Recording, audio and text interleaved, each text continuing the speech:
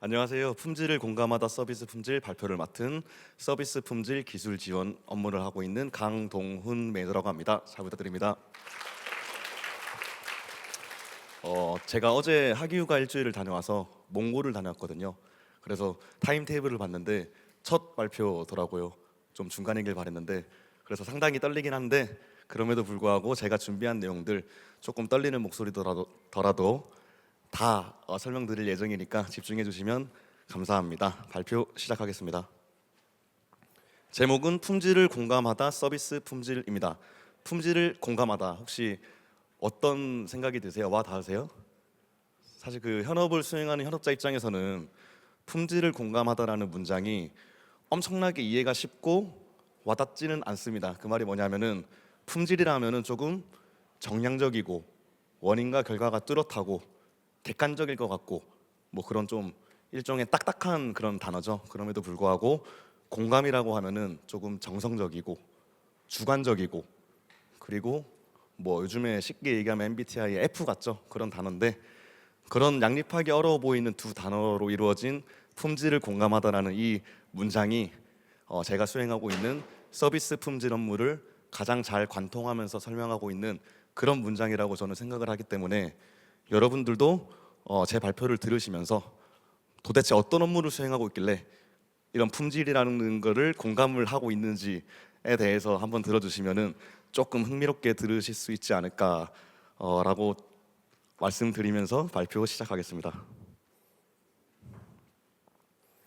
목차는 이렇습니다. 제 발표자 소개해드리고 그리고 아까 말씀드린 서비스 품질 기준 지원 직무에 대해서 조금 세부적으로 설명드리겠습니다. 그리고 제목에 있는 공감이라는 키워드에 제가 진심인 이유에 대해서 설명드릴 거고요. 마지막으로 인사드리고 발표 마무리하겠습니다.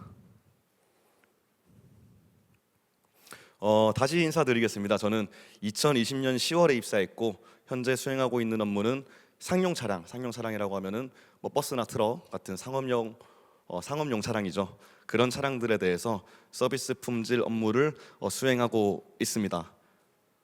사진 설명을 잠깐 드리면은 요즘에 러닝하시는 분들이 상당히 많더라고요. 저도 그 중에 한 명인데 현대자동차에서도 롱기스트런이라고 마라톤 행사 같은 거를 주최를 하고 있는데 거기에 참석한 제 사진이고요.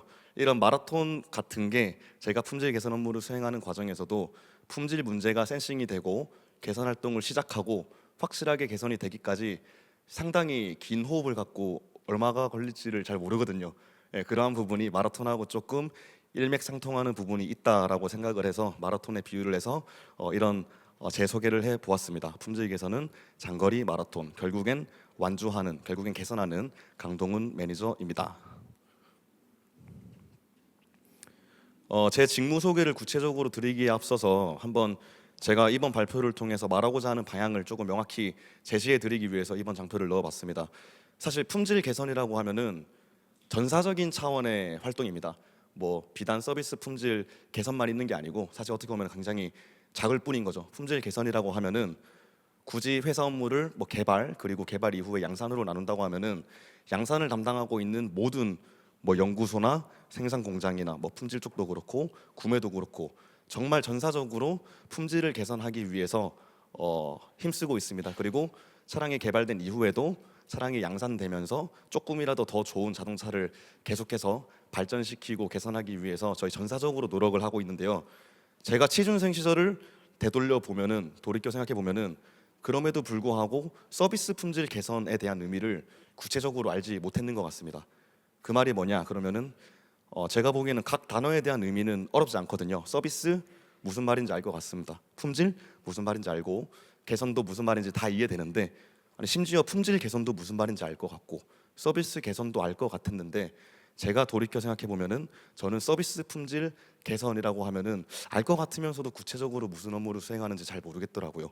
그럼에도 불구하고 저는 상당히 운 좋게 집보를 해서 업무를 수행하고 있는데 여러분들은 제가 앞으로 발표 들으시면서 품질 개선은 전사적인 취지의 활동인데 그 중에서 정말 세부적으로 서비스 품질 개선은 무슨 업무를 하는지 그런 차이점을 알아가려고 노력하시면은 이번 발표가 조금 유의미한 자리가 되지 않을까 저는 생각하고 있습니다. 기존 품질 문제, 품질 개선과 서비스 품질 개선이다. 그러면은 사실 차이가 나는 단어가 한 가지죠. 서비스. 서비스가 뭔 뜻인지에 대해서 한번 생각해 보시면은 저희가 어떤 업무를 수행하는지 쉬우실 것 같은데, 서비스 하면은 가장 크게 떠오르는 단어가 있는 것 같습니다. 여기 보시는 고객의 이 가장 중요한 키워드이자 단어 같은데, 그렇기 때문에 저희 서비스 품질 업무를 이해하는 과정에서도 고객 입장에서 한번 업무를 이해하려고 하면은 상당히 쉽게 이해할 수 있을 것 같더라고요. 뭐 여러분들 아직 취준생이기 때문에 자차가 있으신지 없을 확률이 좀 더 높으시겠지만, 나중에 결국에는 차량을 구매하고 차량 소유주가 돼서 현대차 오너가 되실 건데, 그때 만약에 차량의 문제가 발생했다, 그때를 가정하고 여러분들이 어떤 액션을 취하시는지 한번 상상해 보시면 될 것 같습니다. 차량을 운행하는 과정에서 차량이 고장이 났습니다. 그러면은 고객 입장에서는 제 생각에는 두 가지 정도로 크게 나뉠 것 같아요. 첫 번째로는 고객센터에 전화하거나, 고객센터에 전화해서 뭐 가까운 블렌즈에 뭐 예약을 한다거나, 그게 아니면은 평소에 뭐 운행 벌써 이용하고 있는 블렌즈가 있다, 그러면은 그런 블렌즈로 바로 들어갈 수도 있겠죠. 혹은 문제가 너무 심각하고 뭔가 불만이 너무 많습니다. 그러면은 일종의 컴플레인을 하기 위해서 또 고객센터로 전화를 해가지고 접수를 할 수도 있고, 뭐 이런 과정이 있을 수 있고, 결국에는 정비소에 가서 문제를 해소를 하겠죠. 근데 보통 99.9%는 정비소에 들어가서 조치를 받고 끝나겠지만, 문제가 해소가 되겠지만, 정말 가끔씩은 시간이 지나서 뭐 가끔씩 뭐 레터나 문자 메시지나 아니면 우편을 받기도 합니다. 고객님의 차량은 어떠어떠한 뭐 결함이 발견되어서 뭐 가까운 시일 내로 정비소에 들어가셔서 뭐 조치를 받으시기 바랍니다. 뭐 이런 문자 메시지나 레터를 받기도 하는데, 아마 대부분의 사람들이 이해하는 건 리콜이라고 하죠. 사실 정확히 얘기하면 리콜은 심각한 약간 좀 단어이고, 다 리콜은 아닌데, 오늘 발표는 편의상 그냥 리콜이라고 지칭하겠습니다. 다 리콜은 아닌데, 예. 어쨌든 그런 과정 속에서 리콜 통지문을 받고 가까운 정비소로 가서 조치를 받는 경우도 있습니다. 사실 이런 고객의 입장에서 차량 문제 발생했을 때 일련의 과정을 이해하고 나시면은 저희 서비스 품질의 업무도 반 이상 이해했다고 저는 개인적으로 생각을 하거든요.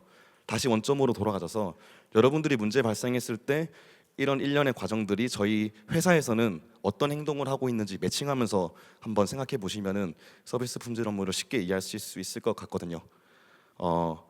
첫 번째로 여러분들이 차량 문제가 발생해서 고객센터에 연락을 하시거나 정비소에 가서 조치를 받으실 때, 저희 서비스 품질 저희 팀에서는 필드라고 하죠. 그런 뭐 시장이나 그런 필드를 모니터링하면서 품질 문제를 조기 센싱하기 위해서 노력합니다.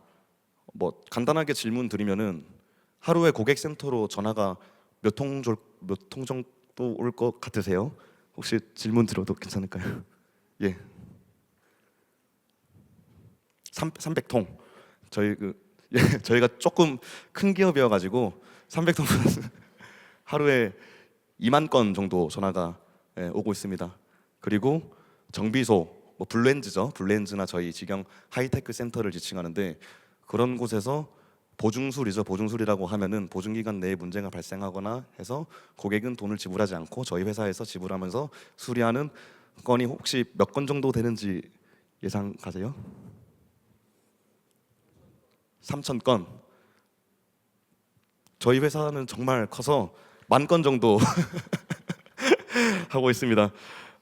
예상보다도 훨씬 많죠. 예, 훨씬 많습니다. 그렇기 때문에 고객센터 데이터나 정비소 데이터를 통해서 저희 쪽에서 조기 센싱하는 하기 상당히 힘든 부분이 없지 않아 있는데, 이런 데이터를 당연히 뭐 저희 팀은 아니지만 뭐 다른 유관 부문에서 뭐 유의미한 부분을 찾아가지고 보고서를 올리거나, 아니면은 저희 필드죠, 하이테크 센터나 그런 저희 사업부 내에 있는 분들이 이거는 뭔가 좀 특이하다 해가지고 보고서를 올리는, 그런 조기 센싱을 하고 유의미한 정보를 찾기 위한 여러 가지 수단들이 있거든요. 그런 정보들에 대해서 굉장히 예민하게 귀를 열고 필드하고 소통하면서, 이거는 조금 품질 문제로 귀결될 수 있는 확률이 있지 않을까, 그거에 대해서 항상 의심하면서 유관 부문, 뭐 품질이나 연구소 쪽으로 문제 제기를 하는 역할을 하고 있습니다. 혹시 이거 뭐 문제가 있는 건 아닐까요? 이런 식으로 문제 제기를 하는 역할을 하고 있습니다. 조금 더 설명드리면은 쉽게 얘기하면 이런 거입니다. 지금까지 고객센터에 인입된 데이터나 정비소의 정비 데이터들이 모두 품질 문제는 아니잖아요. 하지만 나중에 가서 저희가 개선 활동을 진행해서 개선을 했던 품질 문제를 바라보고 나니까 이미 저희가 개선에 착수하기 전부터 고객센터나 정비소에서는 일종의 신호들을 보내고 있었는 거죠. 저희는 그런 신호들을 찾기 위해서 항상 노력하고 있습니다. 그래서 밑에 해시태그 보시면은 뭐 모래에서 바늘 찾기, 뭐 분석력도 필요하고 가끔씩은 필드 연락이 실시간으로 오기 때문에 기억력도 필요합니다. 이거 예전에 한번 연락 받은 거하고 똑같은 건데 한번 연락해서 어떤 건지 알아볼까? 뭐 이런 식으로 뭐 업무를 수행하고 조기 센싱에서 리스크를 관리하는 업무를 하고 있습니다. 두 번째로 보통의 경우에는 정비소 들어가서 조치를 받은 이후에 문제가 해소가 되겠지만 이게 일종의 뭐 다발하거나 일종의 품질 문제가 의심되는 경우가 있으면은 저희 회사 내부적으로도 개선 활동을 착수를 해야겠죠. 그러한 과정에서 저희 팀에서는 신속하게 품질 문제가 개선이 되고 이슈가 클로징 될 수 있도록 여러 유관 부분에 협조하는 역할을 합니다. 제목 서두에 말씀드린 바와 같이 문제가 인식이 되고 개선되기까지는 정말 장거리 마라톤 같거든요. 시간이 생각보다 정말 오래 걸립니다. 그런 과정 속에서 저희는 아까 말씀드린 필드 뭐 좀 더 세부적으로 말씀드리면은 뭐 22개 하이테크 센터나 아니면은 뭐 블루핸즈 정비소라 그러면은 뭐 전국에 약 한 1,300개 정도 되는 그런 필드 속에서 신속하게 문제가 개선되고 이슈가 클로징 될 수 있도록 똑같은 현상이 있는 차가 들어오면은 그 차를 수배하기도 하고 그 차를 수배를 한 이후에 유관 부문, 연구소나 품질을 같이 합동 조사를 진행하기도 하고 개선이 조금 시간이 걸린다 그러면은 일종의 임시 대책으로 필드에 공지를 하기도 하고 그리고 그러한 과정에서 완전 궁극적으로 개선이 된 것이 아니기 때문에 고객한테 어떤 식으로 커뮤니케이션하고 소통을 하면서 고객 불만을 최소화할 거냐 이런 고객 커뮤니케이션 방법도 필드에 공지하기도 합니다. 예. 마지막으로 뭐 레터나 아니면 문자 메시지 뭐 일종의 리콜이죠. 리콜 같은 거를 받는다고 하는 게 필드 대책을 수립하고 운영한다고 하는데 저희 뭐 당연한 얘기겠지만 그런 결정 사항이 비단 저희 팀에서 혼자 독단적으로 결정해서 되는 사항은 아니거든요. 여러 가지 유관 부문들이 다 같이 협의를 해가지고 뭐 이거에 대해서는 필드 대책을 이런 식으로 수립을 하겠습니다. 이런 식으로 결정을 하게 되는데 일종의 개선이 되고 난 이후에는 우선적으로는 공장에 생산 중인 차량들에 대해서 적응을 하겠지만 저희 서비스 품질 업무를 수행하는 사람들은 기존에 판매된 차량들은 어떤 식으로 필드 대책을 수립할 거냐 이런 거에 대해서 항상 고민을 하고 있습니다. 그렇기 때문에 제 생각에는 필드 대책을 수립하고 운영하는 과정이 저희 서비스 품질에서 제가 서두에 말씀드린 공감이 왜 중요한지 이거에 약간 좀 말씀드리고 싶은 내용이 있습니다. 예를 들어서 보증 수리가 하루에 10,000건씩 발생한다고 했는데 그 10,000건이 다 품질 문제는 당연히 아닐 거잖아요. 뭐 한 건일 수도 있고 두 건일 수도 있고 정말 작은 건수일 수도 있는데 여러 가지 그런 정비 데이터로 하여금 각 유관 부문별로 이 품질 문제를 바라보는 이 품질 문제가 품질 문제인지 아닌지 아니면 품질 문제라면 뭐 얼마나 심각한 정도인지 약간의 그 유관 부문 스스로의 기준이나 가치관 그리고 뭐 문제 심각도에 따라서 품질 문제의 심각도를 이해하는 정도가 상당히 다르거든요. 그 과정에서 서비스 품질은 항상 고객의 입장에서 뭔가 좀 필드 대책을 어떤 식으로 수립을 하고 운영을 해야 되는지 입장을 내는 그런 입장이 그런 업무를 수행하기 때문에 필드 대책을 수립하고 운영하는 과정에서 저희 서비스 품질 업무가 가장 중요한 것 같고 일종의 품질을 공감하는 능력이 필요하다. 저는 이렇게 생각을 하고 있습니다. 사실 이거에 대해서는 다음 장표에서 조금 세부적으로 설명드리겠습니다. 제가 공감의 진심인 이유에 대해서 아까 말씀드렸던 필드 대책을 수립하고 운영하는 그 프로세스 속에서 말씀드리겠습니다. 사실 에피소드를 넣고 싶었어요. 뭐 특정한 품질 문제가 있었는데 뭐 귀책은 어디였고요. 뭐 얼마의 뭐 비용이 소요가 돼가지고 뭐 리콜을 했어요. 이런 거를 들으시면 이해하기 정말 쉬우실 것 같은데 아름다운 얘기는 아닌 것 같더라고요. 그리고 품질 문제가 뭐 1,000가지, 100가지가 있다 그러면은 1,000가지, 100가지 모두 뭐 지금 보이시는 하나하나의 뭐 기준이나 그런 여러 가지 지표에 따라서 무수히 각기 다른 스토리를 가지고 있습니다. 제 생각에 품질 문제가 1,000가지면은 1,000가지 다 다른 스토리를 가지고 있을 것 같아요. 그렇기 때문에 한 가지를 예시로 들면서 뭔가 여러분들께 공감의 진심인 이유를 설명드리면은 조금 오히려 이해하기 힘든 부분이 있을 것 같아서 저는 에피소드보다는 제가 실제로 업무를 지금 당장 수행하면서 저번 주에도 고민했고 지금도 고민했고 특정한 품질 문제에 대해서 어떤 기준을 가지고 있고 서비스 품질은 어떤 가치관을 가지고 필드 대책을 수립해야 되는지 생각나는 대로 적어봤거든요. 사실 아까 말씀드렸다시피 정답은 없습니다. 그래서 저는 이 장표를 통해서 여러분하고 저하고 일종의 고민을 해봤으면 좋겠어요. 여러분들이 지금 제 업무를 수행한다고 생각을 하고 한 개 한 개 들어보시면은 뭐 특정한 품질 문제로 의심되는 부분이 있는데 교체 비율이죠. 수리를 하게 된 비율이 1%예요. 100대 중에 한 대. 그러면은 뭐 심각할까요? 아니면 0.1%면 심각할까? 어떻게 해야 될까? 0.01%면은 어떠한 필드 대책을 수립을 해야 될까?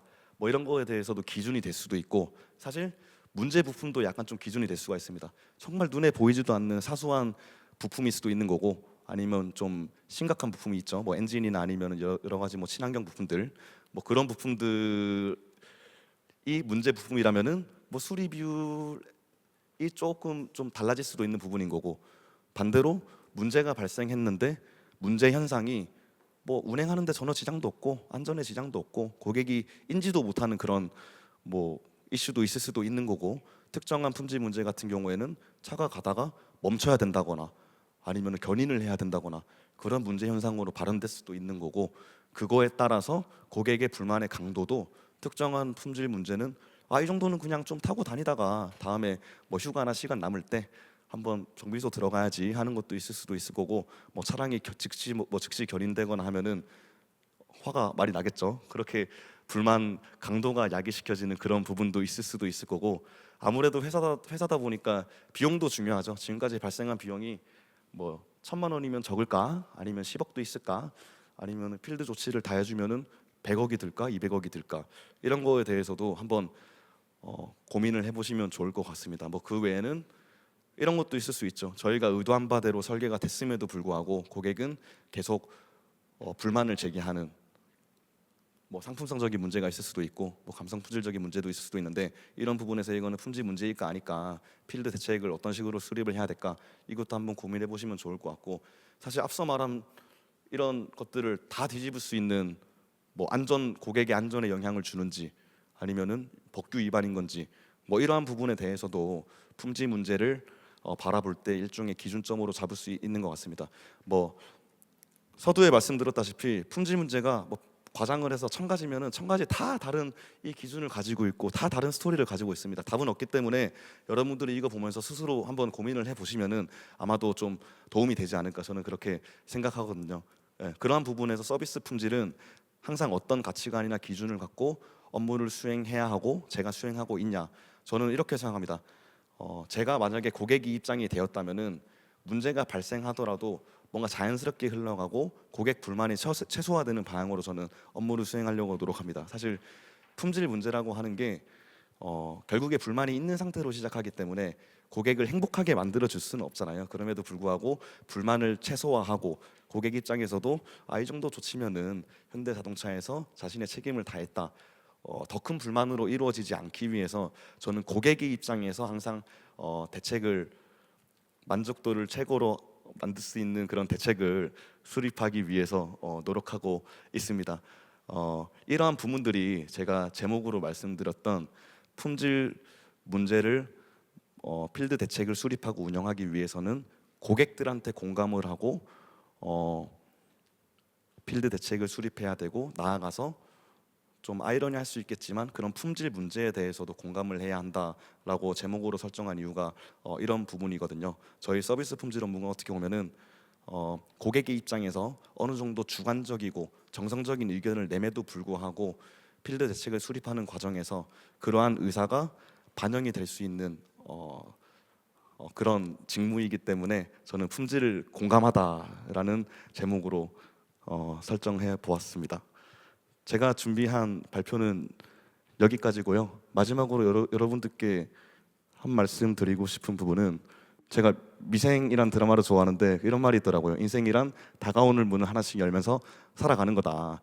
여러분들은 지금 뭐 치존이라는 문을 바라보고 계신데 저도 휴학을 2년 해서 그런지 학교도 혼자 다니고 취준도 혼자 하고 저 때는 코로나 시즌이어가지고 면접도 집에서 혼자 봤거든요. 그게 상당히 서럽고 외로웠던 기억이 있는데 여러분들 지금 힘들지 모르겠지만 혹시라도 여러 가지 문 중에 현대 문을 여시면은 여기 사진에 보이시는 것처럼 정말 좋은 선배들 그리고 재밌는 동료들 많이 여러분들을 열렬히 환영할 준비를 하고 기다리고 있으니까 꼭 취뽀하셔서 같이 업무할 수 있었으면 좋겠습니다. 예, 감사합니다.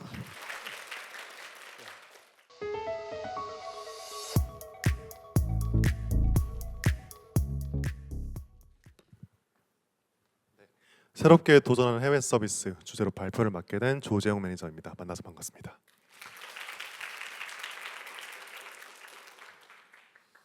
목차는 이 전분과 똑같습니다. 첫 번째는 저에 대한 소개 간단하게 드리고 그 다음에는 해외 서비스 직무에 대한 소개, 세 번째는 도전에 대한 키워드로 저희 좀 개인적인 이야기 좀 들려드리도록 하겠습니다. 마지막으로는 저희 취업을 준비하시는 분들에게 드리는 응원의 메시지 전달드리도록 하겠습니다. 다르게 생각하고 새롭게 시도하는 도전의 끝판왕 조재영 매니저입니다. 저는 3년 전에 이맘때쯤에 입사를 했고요. 해외 서비스 직무로 입사를 해서 지금까지 동일 직무 수행하고 있습니다. 서비스 직무에 대한 소개해 드릴 텐데요. 앞에 강동훈 매니저님께서 사실 잘 설명해 주셔서 여기 좀 빠르게 넘어가도록 하겠습니다. 서비스라고 하면은 저희가 뭐 그런 생각하실 수도 있어요. 짜장면을 시키면 뭐 만두를 준다 이런 서비스는 아니고요. 저희 자동차 업계에서는 서비스라고 하면은 AS 서비스, 이제 차량을 좀 좁게 생각하면은 차량을 좀 정비하는 그런 서비스이고요. 좀 넓게 생각한다면 저희가 차량을 판매하고 나서 고객과의 접점에 있는 그런 모든 활동들을 저희가 좀 직간접적으로 관여하면서 업무를 진행하고 있다라고 생각을 하시면 됩니다. 그리고 서비스의 과거와 현재 어떻게 좀 과거에는 어땠고 지금은 어떨까요?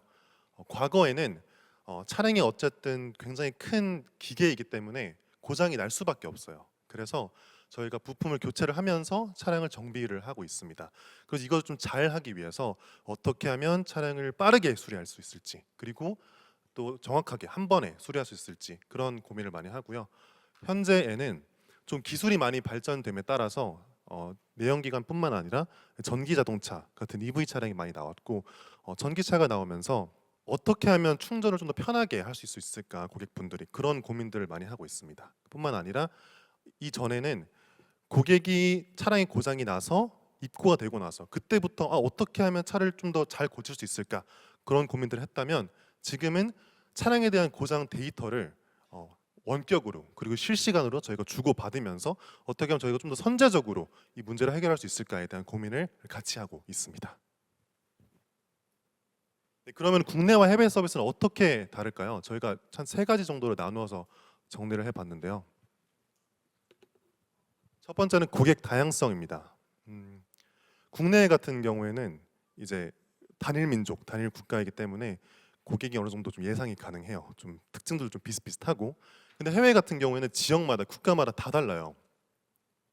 그래서 예를 들면 A 지역 같은 경우에는 그러니까 고객이 차량을 구매할 때 가격만 신경을 쓰게 됩니다. 그래서 어떤 가격이 싼 것만 좀 위주로 구매를 한다면 좀 더 선진화된 다른 지역의 국가 같은 경우에는 차량을 구매를 할 때 가격뿐만 아니라 품질, 그리고 보증 조건이 어떻게 되는지, 보증 기간이 어떻게 되는지 이런 것도 좀 종합적으로 보면서 차량을 구매하고 있습니다. 그리고 두 번째, 법규와 규제인데요. 국내 같은 경우에는 국내 법만 신경을 쓰면 되죠. 근데 해외 같은 경우에는 국가마다, 지역마다 다른데요. 예를 들면 유럽 같은 경우에는 이제 환경에 대한 그런 인식이 되게 높아서 환경과 관련된 규제가 굉장히 많습니다. 그리고 미국 같은 경우에는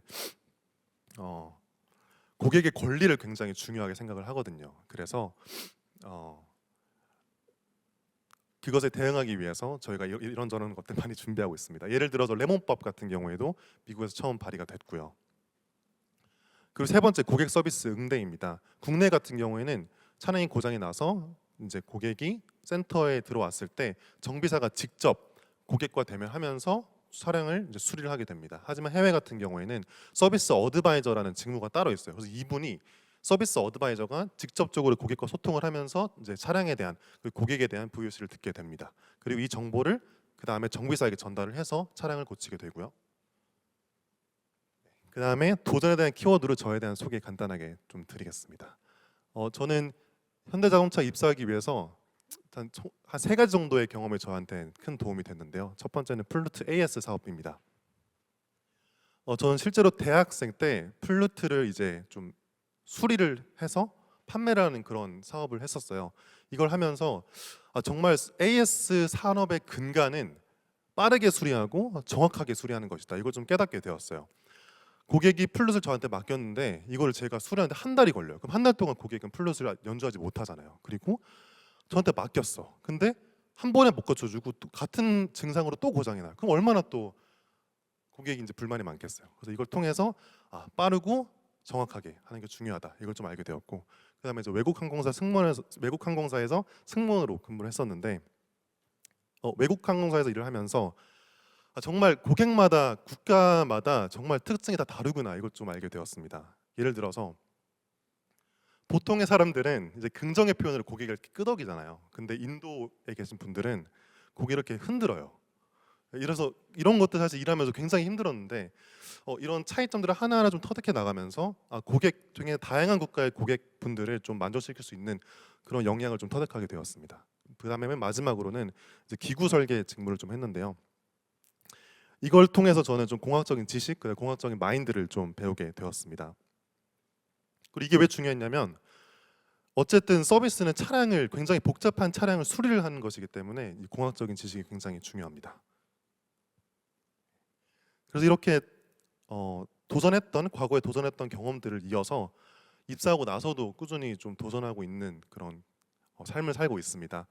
중간에 보시면 이거는 이제 변속기를 좀 분해해서 세척하는 그런 과정인데요.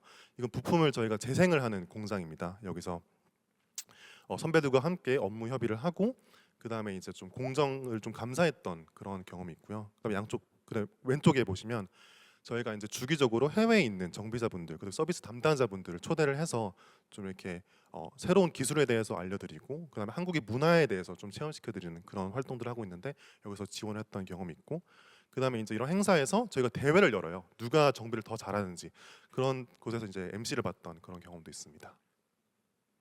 그래서 사실 강의를 준비하면서 이게 취업을 준비하시는 분들 대상으로 한다길래 어떤 말씀을 좀 드리면 좋을까에 대해서 고민을 해봤는데 결론은 커넥팅 더 닷스입니다. 이제 고 스티브 잡스 그 CEO께서 하셨던 그 말씀인데 이 점들은 과거의 경험들이고 과거의 경험들이 이어서 나중에는 현재를 만들고 미래를 만든다. 그렇기 때문에 이 과거의 경험들에 대한 자신감 이것들이 더 좋은 미래로 이어질 수 있다라는 그런 믿음을 갖고 있어야 한다라는 의미인데요. 이게 저는 좀 취업을 하고 나서 좀 많이 와닿았던 게 이렇게 경험 보시면 좀 멋있어 보이는 경험일 수도 있어요. 근데 사실은 저는 좀 힘들었거든요. 예를 들면 플루트 AS 사업을 하면서 저는 이제 학생 때 했던 거기 때문에 이걸 하면서 저는 좀 싸게 했어요. 저는 학생이기 때문에 기술도 많이 없고 그래서 싸게 해서 제가 마켓 쉐어를 조금 더 많이 먹었는데 이때 이제 좀 전문적으로 플룻 수리하시는 분들한테 연락이 와서 너는 학생 주제에 왜 이런 걸 하냐 라면서 좀 블랙메일링을 좀 받았던 그런 경험도 있고요. 그다음에 이제 외국 항공사에서 일을 하면서 굉장히 좀 준비를 많이 해서 됐던 직업인데 코로나로 인해서 제가 그 정리해고를 당했습니다. 그다음에 세 번째로 기구 설계 이제 직무를 이제 다시 하게 되었는데 이때 저는 사실 서울에서 근무를 약속을 받고 이제 취업을 했는데 제가 원치 않았던 장소에서 이제 근무를 좀 하게 되었습니다. 예. 그래서 이것들은 사실 좀 결론을 보면은 좀 그렇게 좋지 않았던 경험들이에요. 근데 저는 이 경험들에 대한 좀 자신감이 있었고 지금 좀 어렵지만 나중에 더 잘 될 수 있다라는 좀 자신감, 믿음이 좀 있었습니다. 그렇기 때문에 좀 이 자리에 있게 된 것 같고요. 그래서 여러분들도 새로운 경험하시는 것도 중요하지만 과거에 있었던 경험들을 좀 되살펴보면서 자신만의 색깔도 찾고 그러면서 좀 어필을 하시면서 좋은 후배님으로 뵐 수 있었으면 좋겠습니다. 감사합니다.